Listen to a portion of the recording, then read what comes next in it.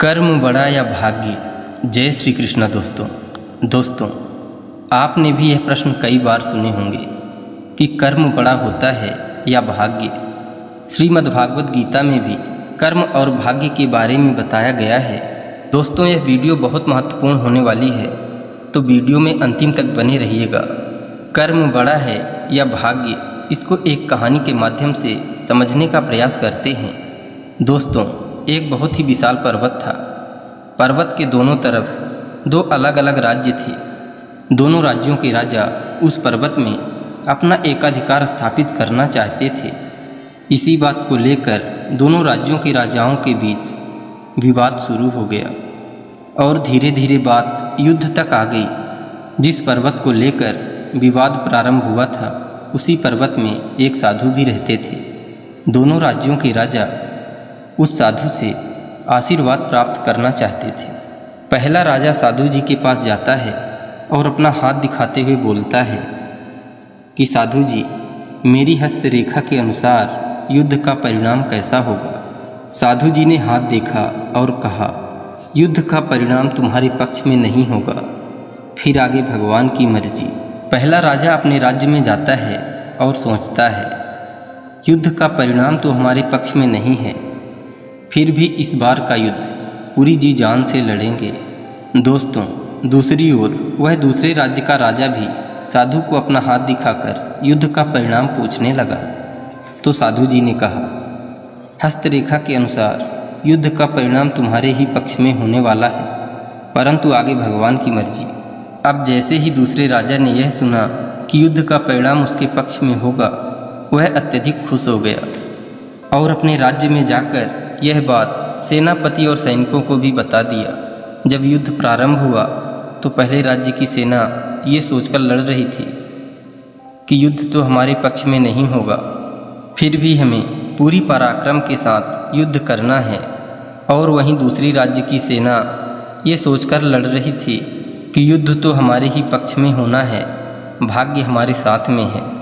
दोस्तों युद्ध के दौरान दूसरे राज्य के राजा के घोड़े की नाल निकल जाती है, परंतु उसने ध्यान नहीं दिया क्योंकि उसके दिमाग में भाग्य ने घर कर रखा था। नाल निकल जाने के कारण थोड़ी ही देर में घोड़ा लड़खड़ाकर जमीन में गिर जाता है, जिस कारण पहले राज्य के सैनिक उसे पकड़ लेते हैं और दूसरे राज्य का राजा पराजित हो जाता है।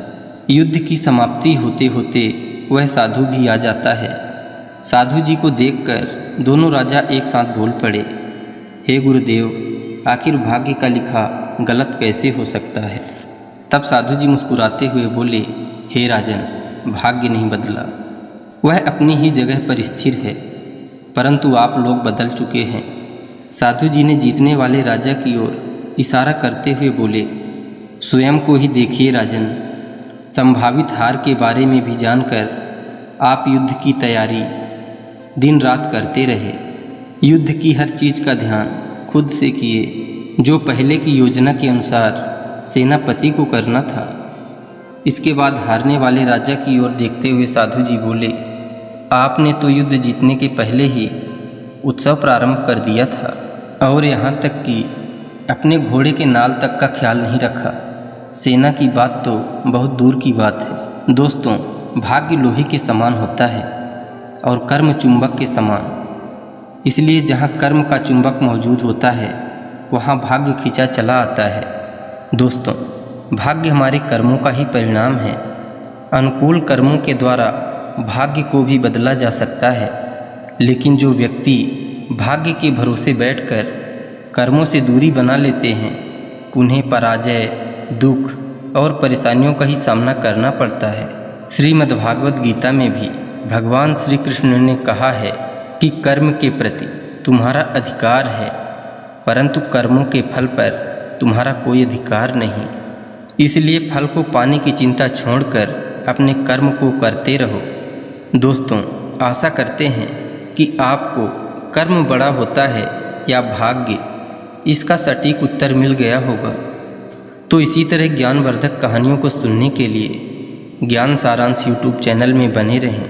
और यदि अभी तक आपने चैनल को सब्सक्राइब न किए हों तो कृपया चैनल को सब्सक्राइब कर लीजिए एवं वीडियो को एक लाइक करके कमेंट में लिख दीजिए जय श्री कृष्णा, राधे राधे।